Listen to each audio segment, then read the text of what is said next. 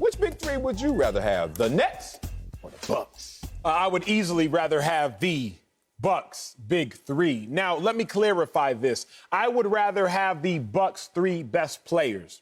The Bucks do not have a big three, and we're not going to start acting like the Bucks have a big three now to undermine what Giannis has accomplished, to undermine Khris Middleton's growth over the last several years, and all of a sudden to propel Jrue Holiday into a figure that he is not when he is one of the greatest overachievers that we have seen as of late. So we're not going to act like the Bucks have a big three and retroactively change the narrative of what they accomplished and how incredible it was. But for the sake of this conversation, I would still rather have the Bucks three best players than the Nets three best players, because we have to take everything into consideration. If you all were to tell me in a utopian society, in this perfect world where injuries weren't a thing, where Kyrie wasn't distracted when he was called the N-word by a black player, where Kevin Durant was not always on social media or injured, where James Harden was always in shape, in this utopian society, sure, I'd take the Nets big three. But if y'all telling me 2021 here on planet Earth, where we actually live, where Kyrie Irving does miss time often, where James Harden is not always in shape, and where Kevin Durant can be swayed at times by his emotions, then give me the old, reliable Bucks. I'll give you a full screen, and I will get off of my microphone and my high horse, please. There have been a little over, I believe, 300 or 400 potential games to have been played amongst all of those players the last two seasons. The Bucks' three best players, Jrue Holiday, Giannis, and Middleton, they play 88% of the time.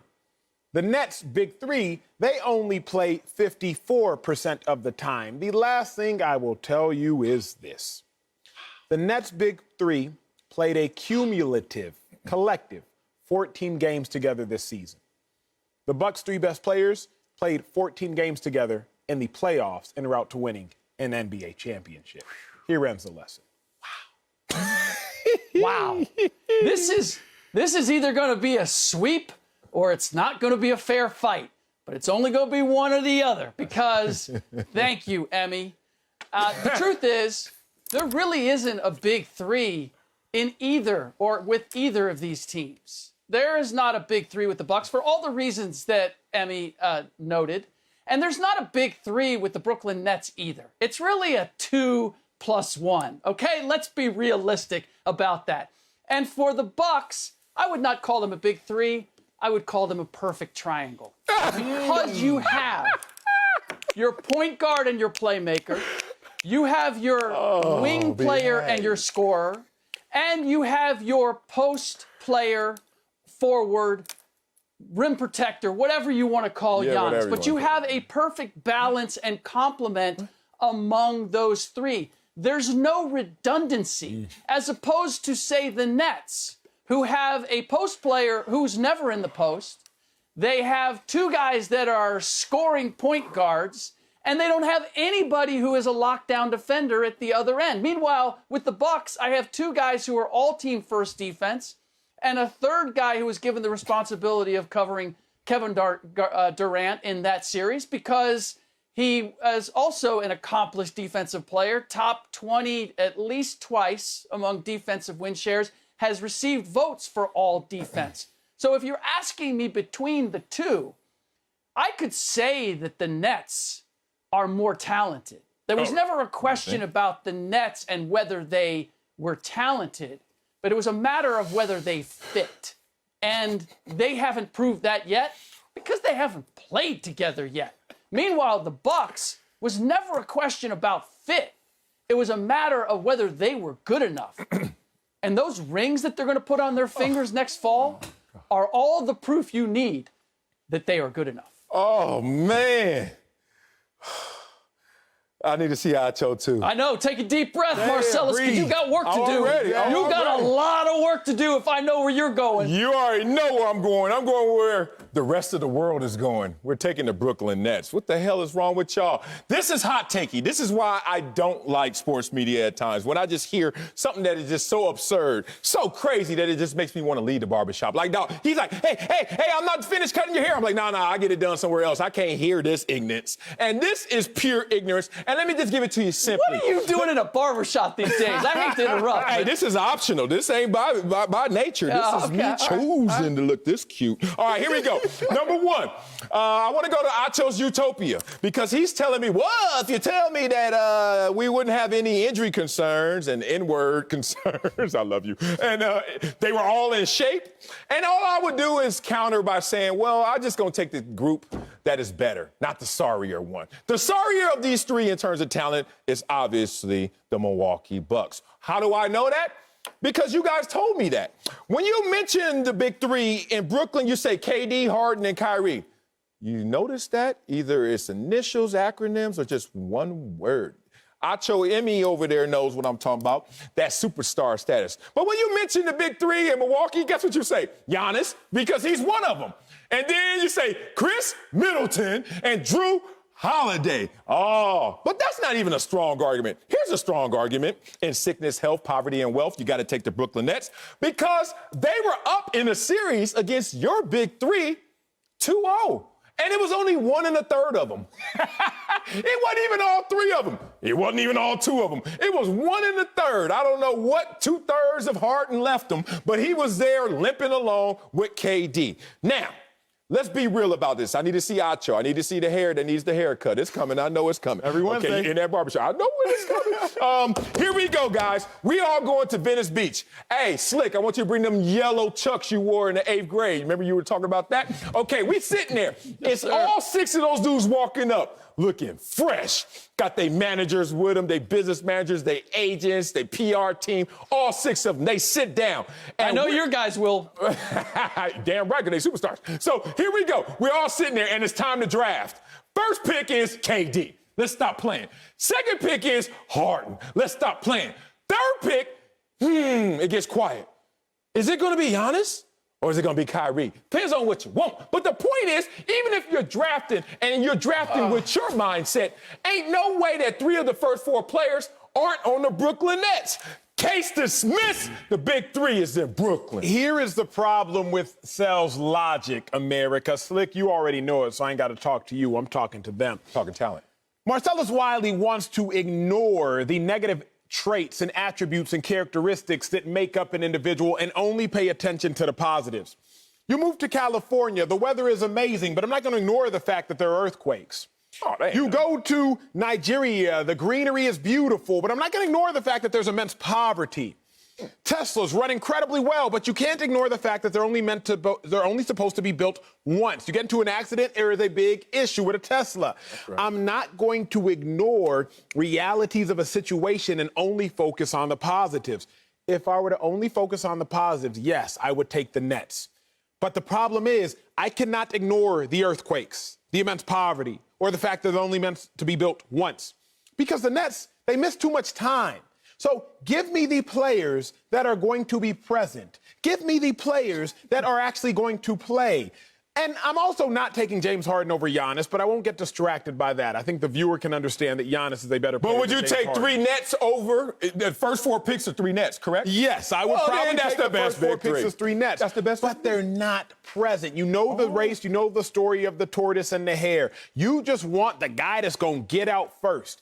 Give me old, reliable, who will be present. No, 100%. And I hate to go back to something that Acho pointed out at the very beginning, but we're all pretending to be GMs here, right? I mean, that's really the exercise here. Who would we want for our team?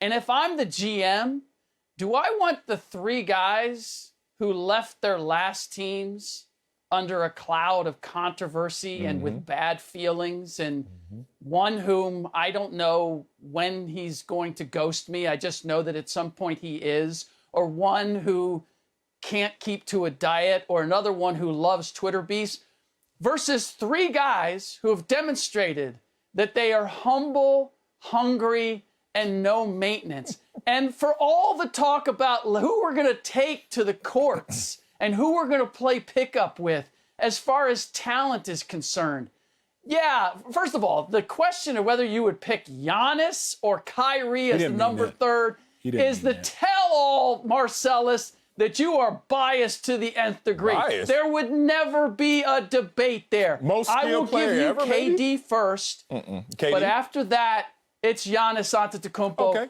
because of what he accomplished this last year. What about the next two that's picks? 1 to 1. What about the next two picks? Brooklyn, right?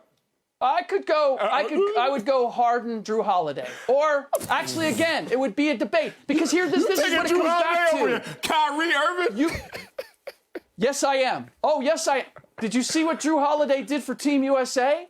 Sometimes it's not about the numbers. Sometimes it's not about the talent. It's about a guy who makes other guys better.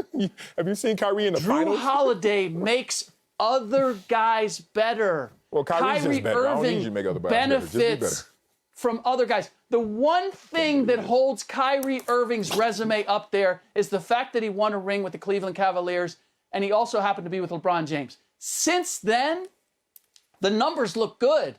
The accomplishments, not so much. So, yes, I would take Jrue Holiday over Kyrie Irving based on what I'm building as a team and what he's done. And this is the thing you can't argue with, Marcellus. I'm arguing. Those three, they proved it. They won a ring. The three guys with the Nets, KD won one with Golden State. Kyrie won one with Cleveland. James Harden has never won one. So the idea that those three can come together and be a championship trio simply has not been proved. And the Bucks have. So whatever you want to say about talent or anything else, I got the three that have demonstrated that they can do ultimately what I want them to do.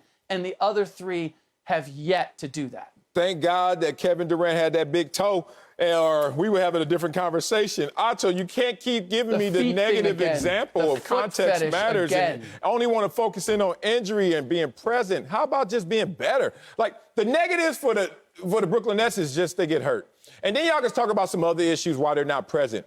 But they're just better. It's not even a conversation. 4 picks, 3 of them guaranteed to go 1, 2, I'm saying, and 3, Brooklyn. But I'm respecting y'all saying 4 picks, but 3 of the 4 are Brooklyn. You're not even weaving. We're not even snaking this. This is crazy. And then Slick try to come with that Slick talk because I love him. But organizations left in a cloud of controversy. You don't want to have a player on your roster like that. Well, I would have wanted Shaquille O'Neal when he left Orlando, and they were left in a little bit of controversy. I would have wanted LeBron when he left Cleveland the first time, and they were left in a little bit of controversy. Hey, I would have took Kawhi after San Antonio, and look what he did with the Raptors, and they were left in a cloud of controversy. Man, y'all cooking these books up here. Let me not cook books. Only 3 players in the league on the same team average over 24 points a game. They're all on the Brooklyn Nets. Only one team could say that. Nets, best field goal percentage last year. Nets, second best in 3-pointers. Y'all gave me an argument about, where's their library card? Are they donating it? Are they charitable? Do they like hanging out with kids? Like, what the hell y'all talking about? We talking about basketball. You see those 3 right there? Those 3, if they stay healthy, it's a sweep. If they don't stay healthy, he's still up 2-0 with 1 in the third. If they stay healthy, if California didn't have earthquakes, is not that bad, Nigeria was flourishing, Earthquake ain't that bad. Here's what it is, It's only a big one every now and then. If Marcellus was more team-minded, he would understand our take. But Sel got a track mindset.